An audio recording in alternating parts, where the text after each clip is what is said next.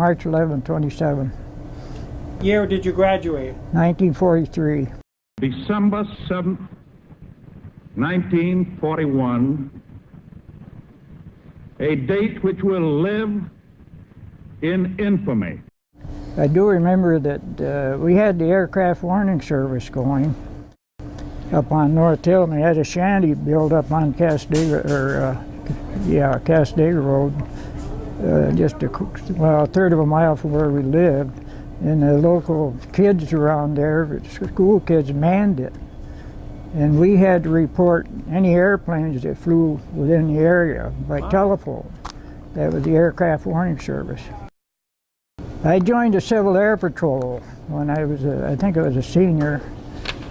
And I was able to drive my dad's Model A Ford then. I had a license, and I'd drive it to Sinclairville, and I'd ride with three other guys from Sinclairville that belonged, and we went to Jamestown High School gymnasium, and we learned close order drill or marching, and we also shot rifles on the range, and which is actually there's a range under the gymnasium of Jamestown High School that probably nobody ever knows about now, but in those days we shot at targets, and I still have some of my old targets, I think, because I was always plinking around the home, we hunting games, so I was always pretty good at it. When I was a junior in high school, I took this test for the Army Specialized Training Reserve Program, which was in effect then, and somehow I managed to pass, because even though I didn't have any math, I majored in ag, which was kind of a mistake for me, but anyway, as soon as I took it when I was 17, and I graduated when I was 16, and then 17 they sent me to Hamilton College at Clinton, New York for 2 terms, and it was like a military school. Right. We wore uniforms, marched to classes, and learned the manual of arms with wooden rifles, no live ammo. But we learned marching and had very good physical training. Had a beautiful gymnasium and swimming pool and the whole shot. But we used to, it was operated like a military school. We'd had fall out for reveille in the morning, 6:30 in the company street, and have a roll call taken, just like in the Army. Yeah. And then 6 months I was there, and then the last 3 months I spent at New York University down in New York for the last term. I went to basic training in Fort McClellan, Alabama. Did you get drafted? No, that was the same as enlisting when I took that Army Specialized Training Reserve test. You were signed up. Gotcha. Yeah. So they sent me to Fort McClellan, Alabama after I finished the term there at NYU for 17 weeks basic, infantry basic. But the war ended while I was in basic training. I was lucky there. I can't remember probably what the exact date was. I was probably getting towards the end of the 17 weeks when it ended. But I still shipped out of Camp Miles Stannis, Massachusetts, and the USS Wakefield, which was a converted liner, had 6,600 troops on it, and spent a year in Italy. One of the largest, fastest troop transports is the Coast Guard manned Wakefield, a unique ship, a ship of 24,000 tons. As soon as we got off the ship, then alphabetically the officer standing there said, well, the first half of the alphabet is going to be in the field artillery. The second half is going to be in the infantry. And I figured it out. I just made the first half, and I was very disappointed. I was an infantryman. I didn't know anything about, the big guns and field artillery. I was trained with the machine guns and the M1 rifles and hand grenades and all that stuff. But anyway, then they loaded us in a train. We had just packed right in, and we went northeast, diagonally clear up across Italy to the opposite corner in the little town of Grizia. It's just north of Trieste, which is a water bay there. And that's where he ended up with the train, and I was in the field artillery, and spent a year there, and I guess it was, and as it turned out, a lot of the old guys were going home. And I was disappointed because, you know, I was an infantryman, and here I am, the field artillery. But after I saw those infantry guys running up and down those Italian Alps just during training, even though the war was over, in those mountains with snow, boy, was I happy. I was, when we did go anywhere, we took a few hikes, but we rode in trucks, you know. And then really the only main excitement you had every once in a while, they'd have a riot downtown in the town of Grizia, which is a couple miles from our camp. And the riots were actually caused by the fact that the Italians and the Yugoslav were battling over this little strip of land between them. Well, it wasn't a little strip, it was quite a strip as to who were the owners. Right. And that was called Venetia Giulia, that strip of land. I remember that. And so every once in a while they'd have a riot downtown, and they'd load us up in trucks to go down there, but we just sat in the trucks, and the civilian police would get the water hose out and give me a shot of that high pressure water. And why they don't use it around here, I don't know.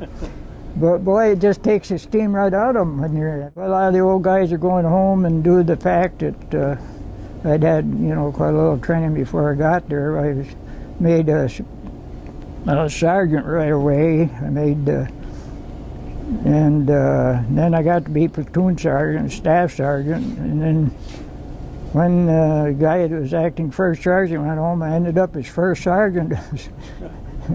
C Battery 337th Field Artillery Battalion. I was only 19 years old. You really don't know a lot when you're that age, but I'd had the military stuff, you know, and I guess that's what did it, you know.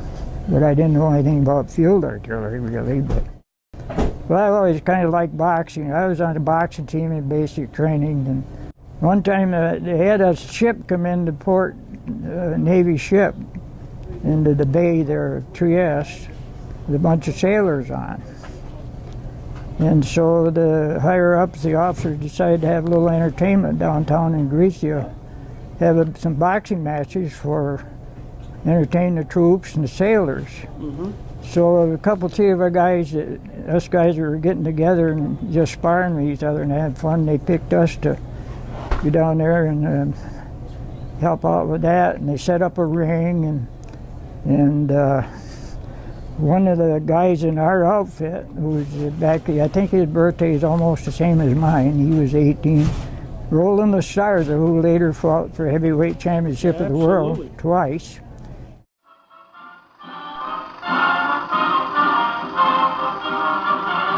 is Bill Corum taking you to Stillman's Gymnasium for a look at a promising young prize fighter named Roland Lestarza, who someday may be heavyweight champion of the world. Ruby Goldstein, the referee, signifies no knockdown with a shake of his head. And and they had a sailor from the ship that one of these guys, you know, is to take on anybody in any port, you know. So they had me and another guy, we were elected to help him out in the dress room, get ready. We helped the Stars get ready, particularly. Put his gloves on, you know, and we weighed him. We had to weigh him. And weighed him on an old Italian scales, which was in kilograms. And well, we had brains enough, we converted it to pounds.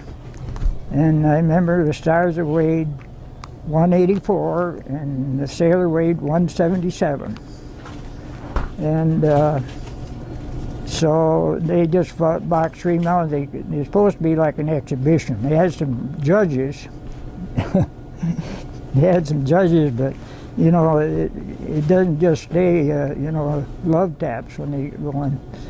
And anyway, I remember we put the gloves on, and the Star's a real quiet guy, you know. He doesn't say much, but the sailor says, well, he says, I tell you, let's make it look good. He says, let's not pull our punches too much, you know. And the starter said, okay, or something like that, you know. And he'd been, I think, 2-time light heavyweight champion in New York State by then, the Starza had. And the Sailor, he's one of them guys that take on anybody, I guess, in any port. So anyway, they boxed the 3 rounds. Well, the Sailor comes out like a windmill, you know. Man, he's throwing punches every which way, and the Star just bobs and weaves around the ring for 2 minutes. And then he just stuck out a straight left, you know, and set him down. And he gets up about the count of 6, you know, and then the bell rings. And the second round is a repetition of the first, only I think it was about the count of 8 when he got up. He just hit him a little harder. That's only 2 punches he'd really thrown. Well, that Sailor kept getting up. In the third round, he hit him with the right hand, and he just got up at the count of 9. And then the bell rang. And that's only 3 punches that really the Stars are through. And the Sailor afterwards, you know, he's one of them kind of cocky get. Well, you know, that's the way it is, you know. And he was throwing punches like heck, but he wasn't landing any of them, you know. He's just like a windmill. And the judges are looking at the Stars like it's his fault, you know. You're hitting the guy so hard for it. What's he going to do? He got to protect himself. So that was an interesting. But I never was cut out to be a sailor. And when we loaded up, either Leghorn or Naples, I can't remember which one we came out of. We went in on one, and a little Victory ship with 1,300 of us on it. And me being a sergeant, he put me in charge of the KPs, you know, to assign them. Well, we were in a storm before we even got out of the port, hardly there. You know, and the ship was bouncing around, and that first night I remember the all the mess trays was stacked in well, they don't call them stairways, but I did, stacked in the stairway, and they all slid down the stairway. The ship is going like this, and our duffel bags are going back and forth across, you know, and you got your clothing hanging on hangers on the ceiling, and they're flying back and forth. And I was starting to get seasick before I got out of the harbor, and I was supposed to be in charge of KPs, and it was about 5 days before I got straightened around, and I think it took us about 12 or 13 days to get home. Do your kids ask you about your time in the service? Are they curious? Well, yeah, some. My oldest son, Dave, you know, he was kind of a brain, and he got a scholarship to Colgate University, and then he got drafted. And due to the fact he was kind of a whiz kid, he got in the old guard down in D.C. He was in the old guard in the tomb. Fantastic. And actually, he got charged of the firing squad that buried the last soldier that killed in Vietnam. And we saw it on TV. Wow. Fantastic. That was something.